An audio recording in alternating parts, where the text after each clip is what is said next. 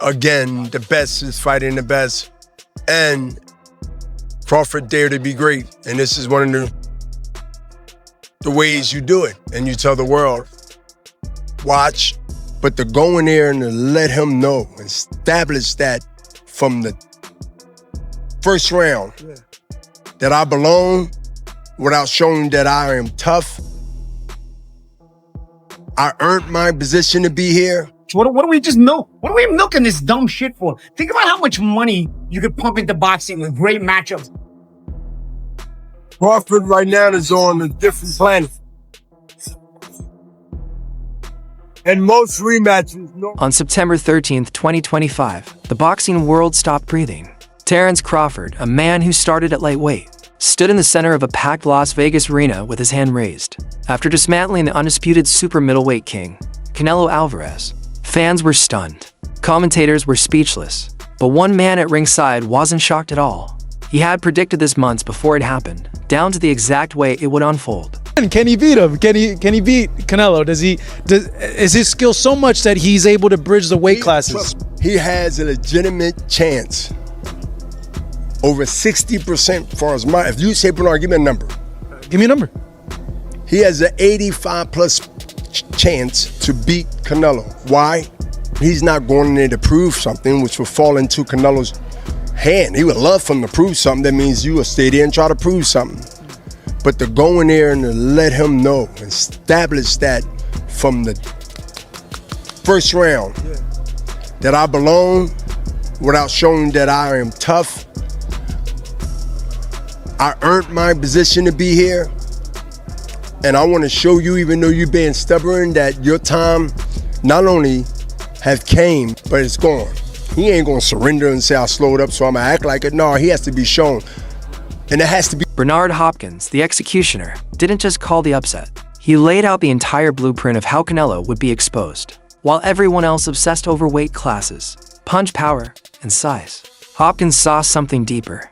He saw a trap that Canelo walked straight into without realizing it. And now, with rematch talks heating up, Hopkins has returned with a new warning.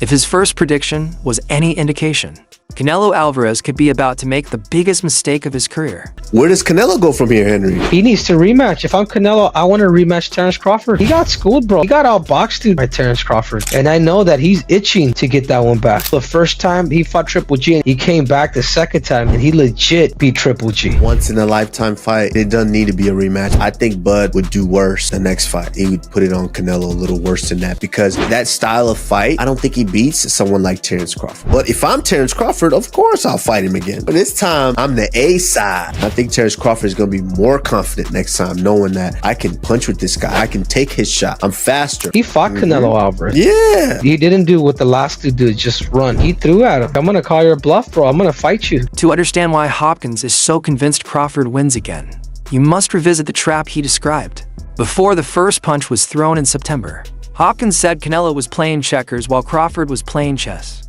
Most fans brushed it off as veteran talk, until the fight proved him right. Hopkins said Canelo relied on power and physical dominance for so long, he forgot what it's like to face a pure technician. Someone who can outthink you, not outmuscle you. Hello, Crawford. Obviously, Terence just rocked up there. What do you make of his chances against the man you worked with for many years? Great chance. He have a great chance because his heart, his talent, and also his game plan and his strategy. But Canelo is no pushover. I've watched Canelo for multiple years. Again, the best is fighting the best. And Crawford dared to be great. And this is one of the ways you do it. And you tell the world, watch, pay attention, and watch me make history.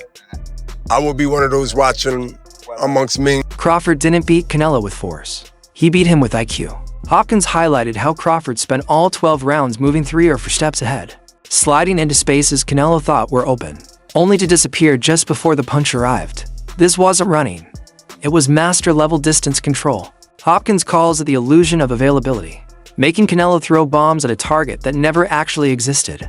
And this leads to the most fascinating part of Hopkins' breakdown: mental exhaustion. If this fight ends up going down, it's going to be a long, long night for Canelo Alvarez. Terence Bud Crawford has already figured out Canelo Alvarez. He already figured him out. He beat him down. and he learned that he can take his power, and on top of that, Canelo was hurt a couple of times by Bud Crawford. If you're Bud Crawford heading into this fight, you have not a single worry in the world. You know what you're capable of doing. You know that you can go out into that ring and you could put a beating on Canelo Alvarez. And might I even say this, Bud Crawford has a chance of stopping Canelo Alvarez if they do the rematch. We always talk about cardio, conditioning, and how many rounds a fighter sparred. But Hopkins argues Canelo's fatigue wasn't physical. It was psychological.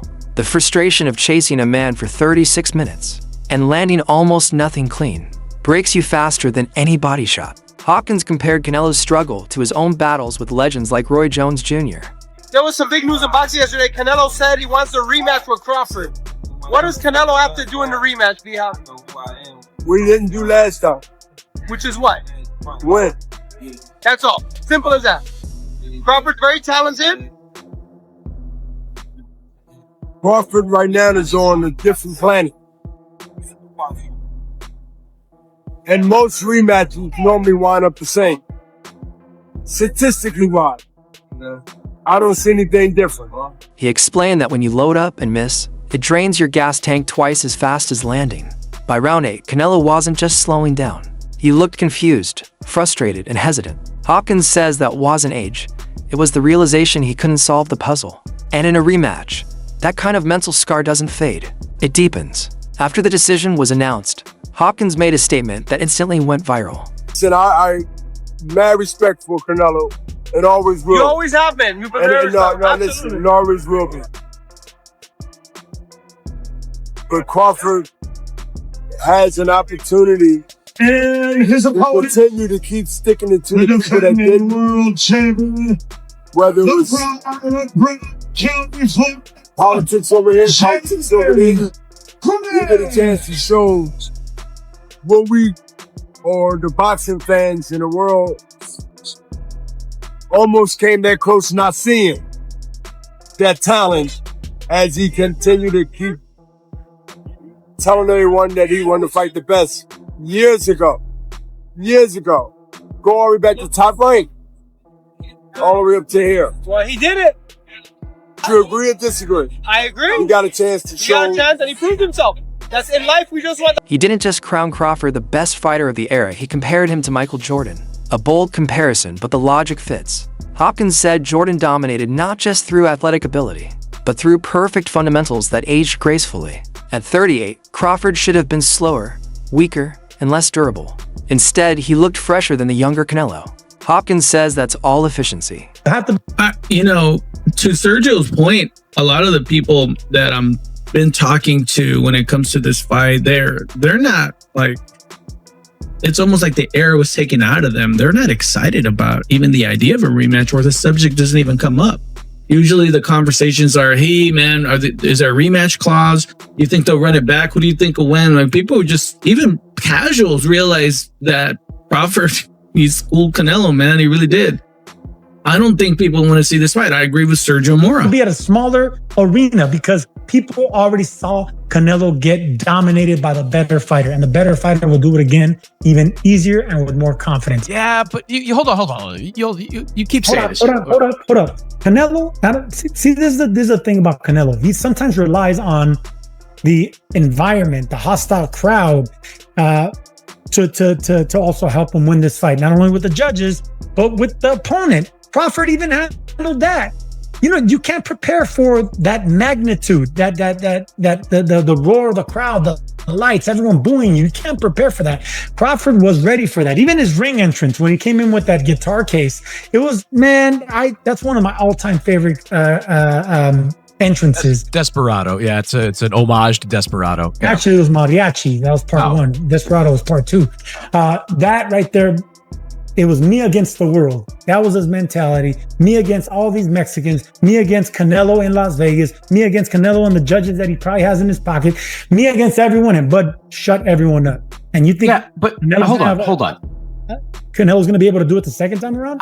I don't know. I don't think it's an open and shut case as you do. Let me ask you. Like late career Jordan, Crawford wastes no motion. Every step has a purpose. You can strengthen your body, but you can't train instincts to beat Michael Jordan overnight. Now the world is demanding Canelo versus Crawford too. The money makes sense, and Canelo's pride refuses to let the loss stand. But Hopkins believes this is another trap. Boxer in the world right now. I'd have to say Crawford. Canelo said yesterday he's working on the rematch. Why would he do that? For money? For fame? To get his shot back? For his pride. He wants his back. Okay, he can try. Unless he changes his complete style, it's not going to happen. So you have Crawford in the rematch? Crawford in the rematch. Corner, when the fighters are even, it goes to the corner. So the best fighter, I think, heavyweight, Michael Hunter. Rematch. I don't Crawford rematch. No, thank you. Why? It wasn't a good fight the first time. I told you he was going to get dominated the first time. He got dominated, and there's no reason for a rematch. What are we just What are we milking this dumb shit for? Think about how much money you could pump into boxing with great matchups if you took the money from a Canelo Crawford rematch and the money from Jake Paul and AJ, combine it together. You could fund boxing super fights for like 5 years.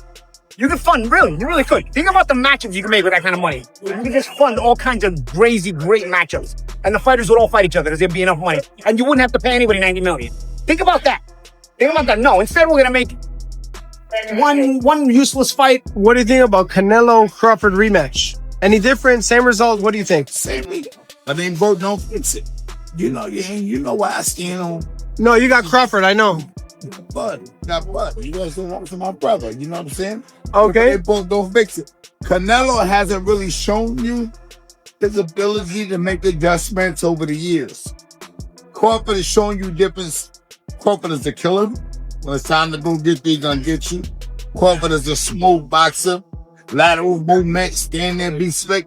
He's showing you all that. Now when they come up the upper body movement, no one touches Canelo. Okay. He's the best. And unless Canelo completely reinvents his style in his mid-30s, something almost no fighter in history has done, he's walking into a disaster. The size advantage didn't save him the first time, and it won't save him the second. So that's it for today's video. If you enjoyed it, make sure to hit like, subscribe, and turn on notifications so you never miss what's coming next. Drop your thoughts in the comments, and we'll catch you in the next one.